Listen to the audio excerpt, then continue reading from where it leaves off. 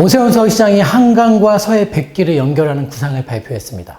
여의도에 항구 도시를 만들고 한강과 서해를 오가는 관광길을 통해서 서울 한강변의 동북아의 관광 허브로 도약시키겠다는 구상인데요. 이 발표를 통해서 우리가 알아야 할 것은 무엇이고 또 활용해야 될 것은 무엇인지 좋아요, 구독 누르셨다면 지금부터 시작해 보겠습니다.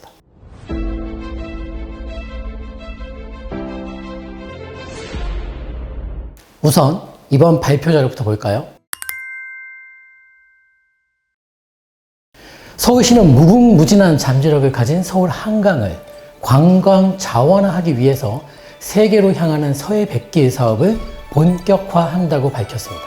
결국 서울 한강을 동북아 해양 관광을 선도할 새로운 관광 자원으로 만든다는 계획인데요. 세계로 향하는 서해 백길 사업의 핵심은 여의도의 2026년도까지 서울항을 조성해서 한강, 서해, 동북아를 잇는 서해 백길의 활용 가치를 높이겠다는 것인데요. 1단계로 2023년도부터 한강과 경인 아라뱃길 유람선을 정기적으로 운항하고 2단계로는 기본계획 수립과 타당성 조사를 거쳐 서울항을 조성한다는 계획인데요. 먼저 1단계 한강과 경인 아라뱃길 유람선 운항을 보면 서해 백길 사업의 첫 단추인 한강에서 경인 아라뱃길 유람선 운항은 올해 시범 운항을 시작하고 2023년부터는 정기 운항을 추진하겠다고 합니다. 2단계 계획은 서울 금융의 중심이자 푸른 녹지와 한강, 수변, 문화가 어우러진 여의도에 국제 여객 터미널, 즉 서울항을 조성하고 2026년에 운항을 개시한다는 겁니다. 이 2단계가 완료되면 서울 한강변은 중국을 비롯한 동북아를 연결하는 국제항이 되는 거죠.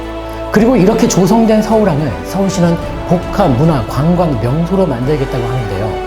여의도 국제금융지구와 연계해서 국제회의장이라든지 수상호텔도 조성하겠다고 합니다. 그리고 교통이 당연히 빠질 수 없겠죠. 서울시는 개발사업성 노점으로 수상택시, 유람선 등을 비롯해서 반포, 잠실 등 주요 지역을 교통체증 없이 연계 방문할 수 있도록 기반시설을 구축하고 투어버스 등으로 서울항과 경복궁, 국립중앙박물관, 월드컵 경기장, 남산타워 등의 서울을 대표하는 주요 관광지를 연결하겠다고 발표했습니다. 그렇다면 이번 서울시의 발표는 왜 나왔을까요? 이 질문이 가장 중요한 질문이 아닌가 싶은데요. 제가 생각하는 가장 중요한 의도이자 힌트라면 서울시는 앞으로 한강변 개발 계획을 추진하겠다. 즉 머지않아 한강변 개발의 총괄 마스터 플랜이 발표되지 않을까 싶습니다. 그리고 이번 발표는 한강변 개발 계획을 이루는 데 있어서 아주 작은 퍼즐 한 조각을 공개한 게 아닌가 싶습니다. 그래서 그 작은 퍼즐 한 조각을 아무리 면밀히 봐봤자 사실 큰 의미는 없는 거죠. 전체 그림을 이해하는 게 중요한 것이죠. 전체 그림은 한강변 개발을 서울시가 앞으로 시작할 것이고 그를 위한 총괄 마스터 플랜이 머지않아 발표된다는 사실입니다. 한강변 하면 떠오르는 게 뭐예요? 고수부지. 고수부지. 옛날 사람이네. 서울의 중심? 서울의 중심은 용산이지. 외국인이 많다. 아니 한강변 외국인이 많아요? 제가 생각하는 한강은 대한민국 미래가치 저장소입니다. 한강은 모든 문화와 모든 것들이 소통하는 그런 공존하는 곳이 될 것이고 단순하게 물이 흐르네 이런 개념이 아니라 이 한강변 개발을 어떻게 하냐에 따라서 이 서울시의 먼데한 도시개발의 미래를 그려나갈 수 있는 동력이 바로 한강에 들어있다. 쇼핑시설, 놀이시설을 비롯해서 교통시설은 당연한 것이죠. 온갖 문화시설이 집중 공급될 곳이 바로 한강이다. 그러면 한강변에 그 많은 문화시설들을 공급하기 위해선 뭐가 필요할까요? 뭐가 필요하죠? 땅. 어떻게 맞췄지? 땅이 필요하죠. 땅. 놀이시설을 지을 수 있는 땅, 쇼핑시설을 공급하기 위해서도 땅이 당연히 필요한 것이죠. 한강변에 문화시설을 공급할 수 있는 그 땅이 뭡니까? 아까 말한 고수부지. 한강시민공원이 바로 한강변에 문화시설을 공급할 수 있는 유일한 땅입니다. 오늘 방송을 시청하시고 나서 지도를 펼치시고 여러분들이 한번 한강변의 시민공원의 분포 위치를 한번 보세요. 깜짝 놀라실 거예요. 한강변은 한강변인데 시민공원이 없는 한강변이 이렇게 많았나? 결국 한강 시민공원을 확보한 한강변은 축복받은 자리라는 것이죠. 인위적으로 한강 시민공원이 없는 자리에 지금 매립을 해서 거기에 문화시설을 공급하고 이러한 일들은 당장 벌어지기가 어렵기 때문입니다. 물론 아주 길게 본다면은 한강 시민공원이 없는 한강변은 최소한의 매립을 해서라도 시민공원을 만들고 전체 한강변이 연계되는 시민공원 D가 형성될 것이다 라는 망상도 해봅니다.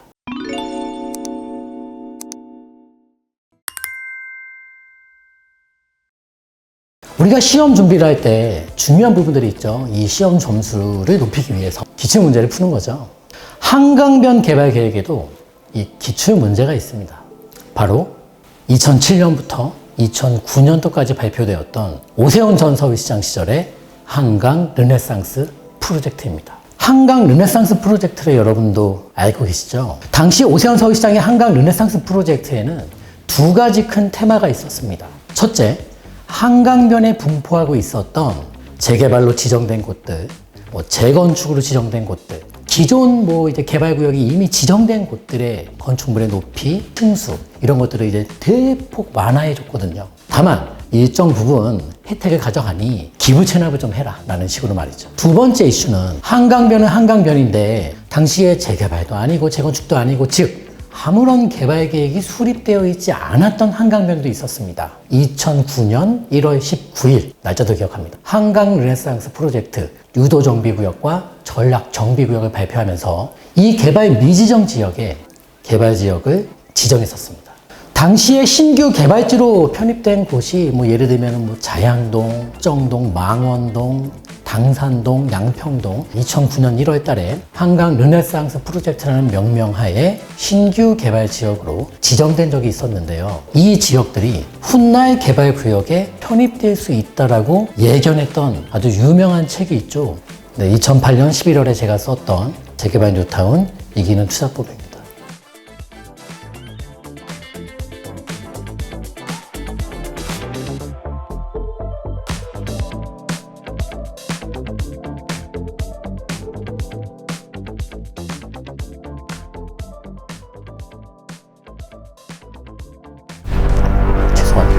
지금 중고나라에서 얼마인 줄 알아요? 당시 15,000원이었어. 5,000원. 여긴 30,000원?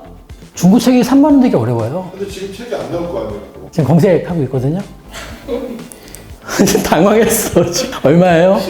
19만 3,000원? 19만 3,000원. 아무튼 서울시에서 당시 2019년도 1월 19일에 한강 르네상스 프로젝트를 발표하면서 이렇게 개발지가 아니었던 곳들이 대거 개발지로 편입하게 되는데요. 2009년도 1월 19일 그때는 어떤 시절이었냐면 그때로부터 3개월 전 2008년 하반기에 리먼 브라더스 사태가 터지면서 전 세계가 경제가 망하는구나, 이제 끝났구나 라는 아주 어려운 시국이었습니다. 그런 와중에 서울시에서 한강변 개발 계획을 발표했던 거예요. 그런데 재미나게도 어려운 서브프라임이 터지고 나서 그렇게 어려운 시점이 이제 3개월밖에 안 된 상황에서 이 서울시 한강변 개발 발표에 대해서 저 역시도 많은 사람들이 관심이 없을 거라고 생각했었는데 그날 아침에 회사에 출근했더니만 회사에서 전화가 쭉 지방에 살고 있는데 서울 한강변에 투자를 하겠다. 그때 그 시점이 뭔가 투자 결심을 할 수 있는 투라는 말 쓰면 안 되는 그런 시기였기 때문에 보면서 느낀 거는 이 한강변에 대한 로망이 거주 지역이 어디든 간에 가지고 있구나. 그때 몸소 깨닫게 되는 계기가 됐었습니다. 그런데 이렇게 오세훈 서울시장이 새로 지정한 신규 개발 지역들이 결국은 무효화됩니다. 박어순 서울시장이 등장하면서 말이죠. 그런데 다시 서울시장이 바뀌었죠. 과거 한강 르네상스 프로젝트를 발표한 장본인 오세훈 전 시장이 이제 오세훈 현 시장으로 돌아온 것이죠. 이것은 무엇을 의미할까요? 그렇다면 과거처럼 그 한강변에 이제 아직 개발 구역이 아닌 곳들을 다시 한번 개발 지역으로 편입시켜 줄까요? 만약에 그렇다면 그 이유는 뭘까요? 도시계획의 연계성 때문입니다. 도시계획을 전공하지 않은 분들도 도시계획은 되게 쉽습니다. 이게 그냥 쭉 연결되면 좋은 거예요. 좋은 지역과 좋지 못한 지역, 또 좋은 지역. 이렇게 이어지는 것보다는 그냥 좋은 지역들로 쭉 연계되는 게 가장 좋은 도시계획의 제1원칙이기 때문입니다.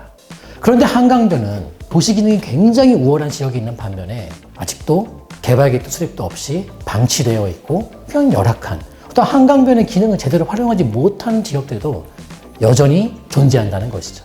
그러면 새로 개발이 지정되지 않은 한강변은 네.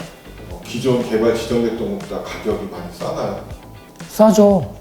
개발지가 지정된 곳하고 옆에 성수동 같은 경우에 되게 비싸잖아요.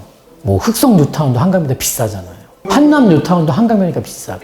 개발계획이 이미 지정된 곳은 비싸죠. 아직 발표 안 된 곳들은 개발지가 아니니까 아직은 좀 싼 거고. 좀 전에 자양동, 망원동, 강산동 이렇게 말씀해 주셨는데 그 중에 어디가 제일 유망한가요? 자, 이렇게 오늘은 한강변에 대한 얘기를 나눠봤는데요. 오늘 영상이 부자병법 구독자분들에게 부디 도움이 되기를 바랍니다. 좋아요, 구독 눌러주시고 저는 이만 들어가 보겠습니다. 다음에 뭐 찍죠?